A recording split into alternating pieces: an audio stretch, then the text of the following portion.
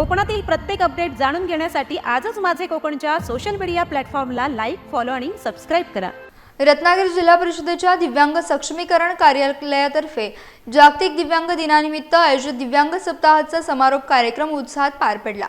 जिल्हा परिषदेच्या मुख्य कार्यकारी अधिकारी वैदेही रानडे यांच्या हस्ते समारंभाचे उद्घाटन झालं। विशेष शाळा आणि कार्यशाळातील विद्यार्थ्यांनी आकर्षक सांस्कृतिक कार्यक्रम सादर केले। दिव्यांग विद्यार्थ्यांनी तयार केलेल्या विविध वस्तूंचे स्टॉल देखील उपस्थितांचे लक्ष वेधून घेत होते। प्रावीण्यप्राप्त विद्यार्थ्यांना मान्यवरांच्या हस्ते पारितोषिके प्रदान करण्यात आली।